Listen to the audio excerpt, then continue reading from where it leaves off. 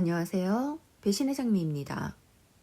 오늘의 사연은 금슬 좋은 시부모님을 둔 사연자분이 시어머님의 알 수 없는 의부증에 난감해하다 그 모든 상황을 시원하게 해결해 버렸다는 사연. 지금 시작합니다. 저희 시어머니는 시아버지를 사랑하십니다. 정말 많이 찐으로 사랑하십니다. 결혼하신 지 40년이 넘었지만 지금도 소녀처럼 사랑하시는 게 옆에서 다 느껴질 정도이지요. 지금도 아버님 팔짱을 끼고 다니시고 손잡고 다니자고 하십니다. 처음엔 시부모님의 그 모습에 조금은 아주 살짝 당황스럽기도 했지만 너무 보기 좋더라고요. 저도 남편과 나이 들어 저런 모습이면 좋겠다 싶었어요.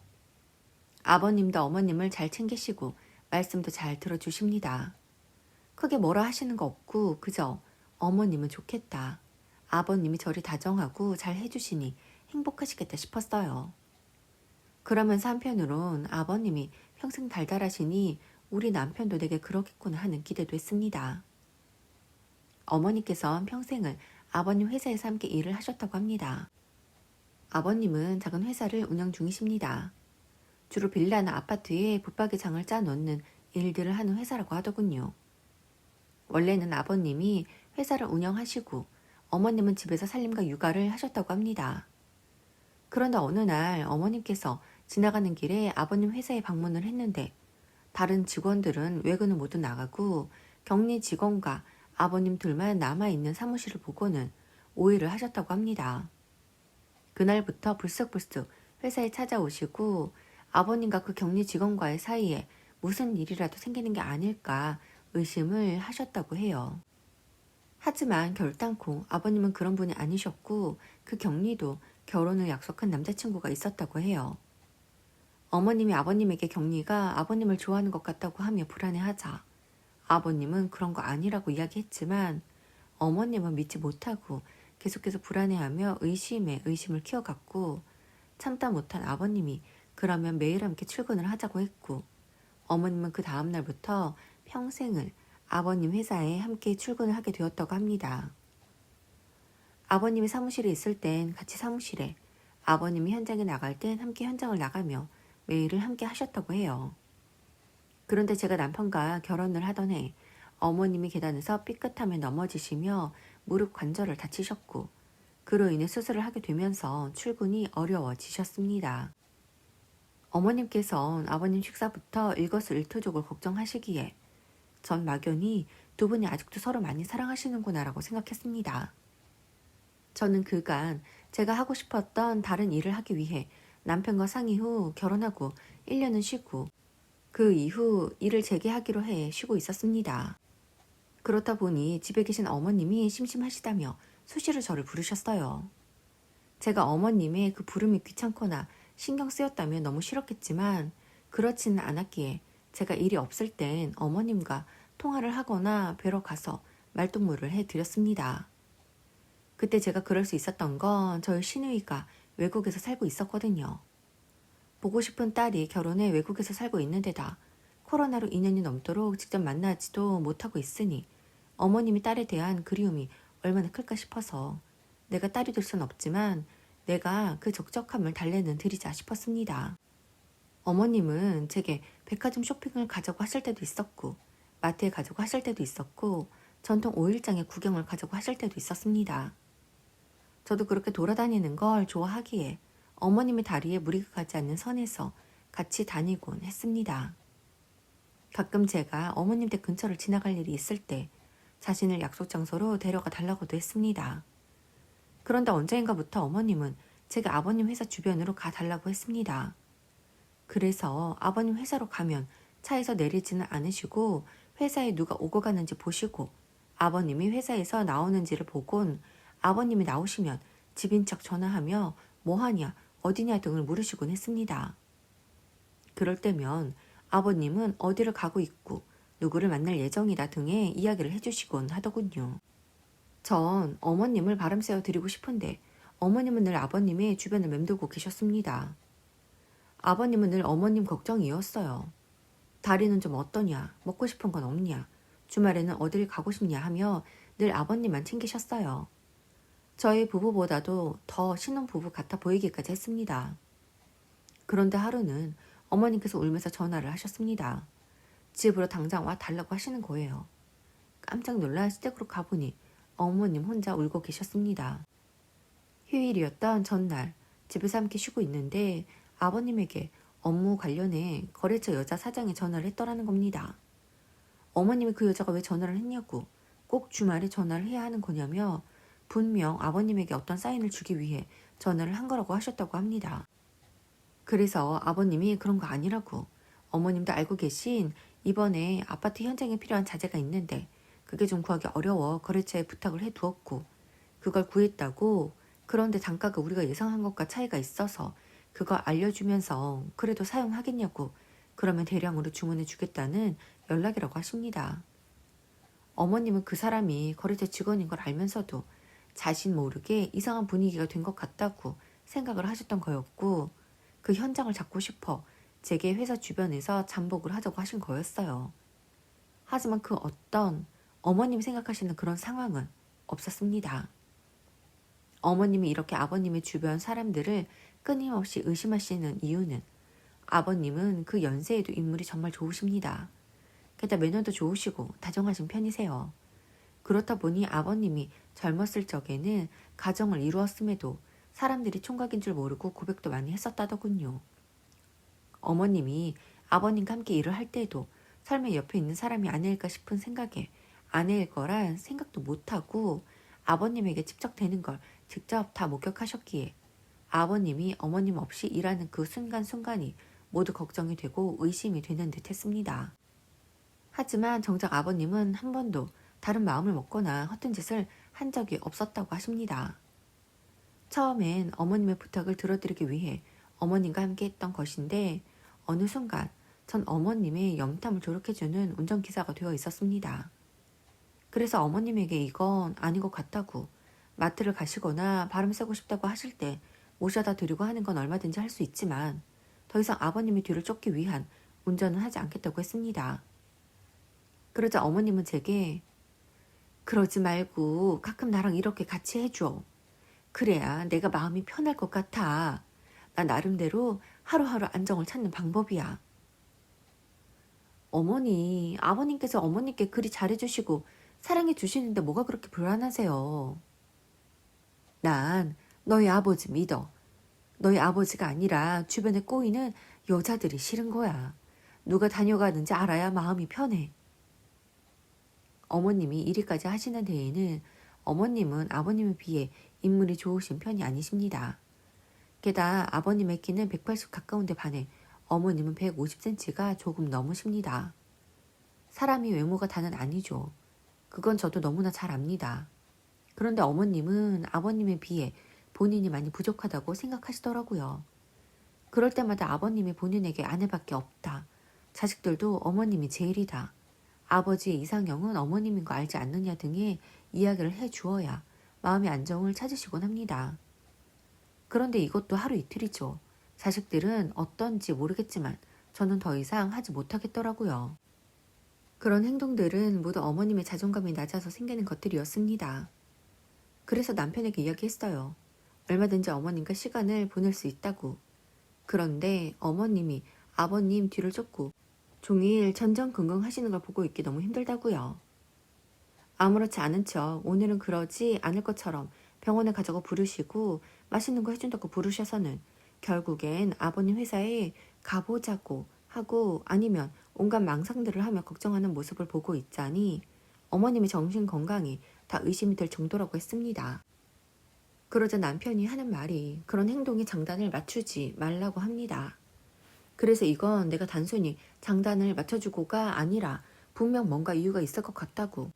그 이유를 해결해 주지 않은 상태에서 내가 가끔씩 어머님을 이렇게 들여다보지 않으면 마치 무슨 일이라도 생길 것 같아 그냥 무조건 모른 척 하기엔 불안하다고 했어요. 제가 앞에 어머님이 아버님에게 그저 전전긍긍 하시는 것들만 열거해 두기는 했지만 어머님은 마음이 고우시고 자식들에게도 참 정성으로 잘하십니다. 물론 제게도 그러세요. 제게 못된 어머님이셨거나 절 본인의 편의대로 마구 운전만 시키고 하는 분이었다면 제 성격에 그걸 다 받아들이지는 않았을 겁니다. 분명한 건 어머님은 모두에게 너무 좋은 분이셨고 자식들에게도 엄마로서 시어머니로서 최선을 다하시는 분이었어요. 그래서 며느리 된 입장에서 같은 아내의 입장에서 어머님이 저렇게는 아버님을 불안해하시는 이유가 궁금했습니다. 그래서 남편에게 아버님이 과거에 바람을 피신 적이 있냐고 물었습니다. 그러자 남편이 하는 말이 결단코 그런 적이 없다고 합니다. 아버님도 그 예전부터 지금까지처럼 가정적이고 어머님 한 분만 알고 사시는 분이라고요. 그러면 어머님이 대체 왜 그러시는 걸까 싶었어요. 그런데 남편이 한숨을 쉬며 주저주저 하더군요. 그래서 무슨 일이냐. 다들 출근하면 그만이지만 낮에 어머님과 자주 통화하고 가끔 뵙는 입장에서 어머님이 불안불안해 보인다고. 이유를 알아야 내가 모르는 척 옆에서 마음을 읽어드리지 않겠냐고 했습니다. 그렇게 남편에게서 들은 이야기에 저는 깜짝 놀라고 말았습니다. 글쎄 어머님과 아버님은 그 예전에도 연애 결혼을 하셨다고 하더군요. 아버님은 어머님에게 한눈에 반해 결혼을 하셨다고 합니다. 그런데 결혼할 당시 어머님의 시댁, 그러니까 남편의 친할머니께서 그렇게 반대를 하셨대요. 키도 작고 인물도 없다고. 하지만 아버님이 어머님 아니면 결혼을 하지 않겠다고 하는 바람에 끝까지 반대를 하다 결국엔 할머니께서 두 손 두 발을 들고 결혼을 허락하게 되었고 그렇게 결혼을 하자마자부터 어머님을 많이 구박하셨다더군요. 말끝마다 어머님에게 대놓고 인물이 없다. 가방끈이 짧다. 아버님은 대학을 나오셨는데 어머님은 고등학교까지만 졸업했다고 하더군요. 아버님 결혼 전 맞선이 들어온 자리가 여대 나온 키도 크고 여리여리한 천상 여자인 며느리 자리였다며 우리 아들 그러니까 아버님 인물에 저런 아내 본 게 너무 아깝다는 말을 대놓고 하시곤 했다고 합니다. 그럴 때마다 그 모든 말들이 어머님에게 비수가 되어 꽂혔다고 해요. 게다가 결혼해서 딸만 둘 낳자 할머니는 대놓고 아버님에게 새 장가를 들라고 하셨고 그런 할머니의 말씀에 아버님께서 크게 화를 내자 다른 집 남자들처럼 밖에서 아들이라도 낳아오라고 너처럼 인물 좋고 똑똑한 애한테 여자 하나 안 따르겠냐고 하시곤 했다고 합니다. 그럴 때마다 아버님은 어머님을 지켜주셨고 할머니와 만나게 되는 상황을 최대한 만들지 않았지만 주로 아버님이 출근한 시간대에 전화를 해 그런 말들을 어머님에게 퍼부었고 어머님이 의식적으로 할머니의 전화 같아 피하거나 하면 그 이후엔 더 큰 말폭탄을 던져대었기에 결국엔 어머님도 그 모든 폭언을 듣고만 계셨던 거였습니다. 그런 걸 알고 나니 어머님이 너무 측은하고 안 되었더라고요. 그날도 어머님은 저와 맛있는 것을 먹으며 이런저런 얘기를 하던 중 드라이브나 가자며 아버님 회사 쪽으로 가자고 하십니다. 그래서 이제 그만하시자고. 자꾸 이러면 나야 괜찮지만 어머님 마음이 너무 힘들어지지 않으시냐고 했습니다. 그러자 어머니께서 아니라고 바람 쐬고 싶어서라고 하십니다. 그래서 어머님에게 어머님도 너무 아름다우세요. 아버님 회사 한 바퀴 돌지 않으셔도 어머님 자체가 빛이 나요. 그러니 아버님도 평생 어머님 한 번만 보면서 사시는 거 아니겠어요? 그 연세에 어머님이라면 끔찍히 여기고 어머님 살펴주시는 거 너무 부러워요. 그러면서 한편으론 아버님이 어머님에게 저리 하시니 그걸 보고 자란 우리 남편도 내게 그러겠구나 싶어서 남편과 함께하는 저의 10년, 20년 뒤가 기대되기도 하고요. 그러니 쉽지 않겠지만 오늘부터 조금씩 마음을 내려놓아 보아요. 아버님 회사에 가보지 않으면 불안하시겠지만 절대 아무 일 없어요. 아버님은 일하면서도 어머님 생각뿐이세요. 어머님은 제 이야기에 눈물을 보이십니다. 그래서 어머님도 어머님이 자식이 최고이듯 그 예전 할머님도 그랬던 것 같다고.